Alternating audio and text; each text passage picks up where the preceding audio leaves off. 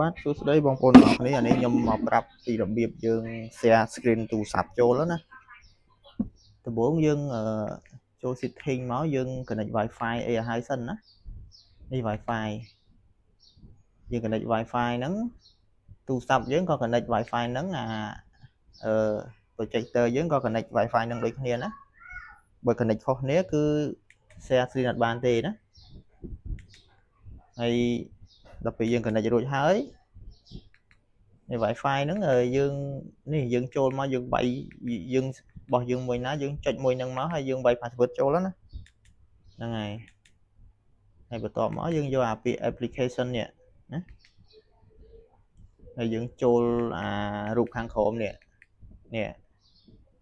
អា quick share នេះហើយយើងចុច tele ណានេះមើល tele ចុចឃើញនេះអាខាងឆ្វេងគេបងប្អូននេះយើងចុចអាហ្នឹងមកវាចេញមកចេះចេញមកអញ្ចឹងបើ iPhone គឺយើងអត់មានតម្លើង app អីទេតែបើ Android គឺយើង scan QR code ហ្នឹងណា scan QR code ហ្នឹងដើម្បីតម្លើងមកនេះ iPhone ហើយយើងអូសពីខាងលើមកណាយើងយកអាមួយនេះដើម្បី share screen បានណាយើងបើកកម្មវិធីហ្នឹងហើយយើងយកអានេះមកគឺវា load មកហើយអញ្ចឹងយើងចុចលើហ្នឹងមកគឺ share screen បានឃើញទេនេះ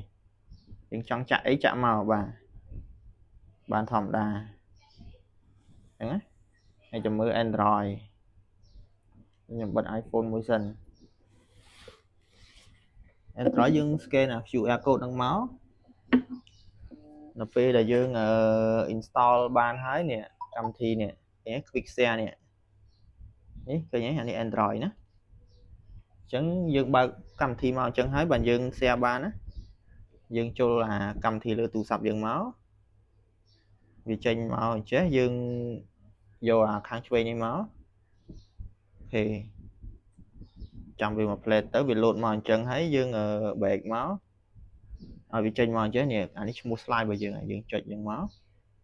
ហើយយើងចុចអានេះទៀតមកអូខេវាចេញអញ្ចឹងយើង back មកវិញទៀតណានេះវាចេញមកអញ្ចឹងនេះយើងចុចអាកន្លែង share screen នេះណាចេញមកអញ្ចេះចុចកន្លែងហ្នឹងមកហើយយើងចុច start now នេះមកនេះទៅហើយឃើញទេនោះយើងចាក់ YouTube ចាក់អីបាននៅហ្នឹងហើយឃើញទេយើងចុចអីវា load ហ្នឹងទៅហើយអានេះ Android ណាអញ្ចឹងវាប្រើបានទាំងពីរអញ្ចឹងតែប៉ុណ្្នឹងទេបើបងប្អូនមានចម្ងល់អីអាចតាក់ទងមកសួរបានទៀតណា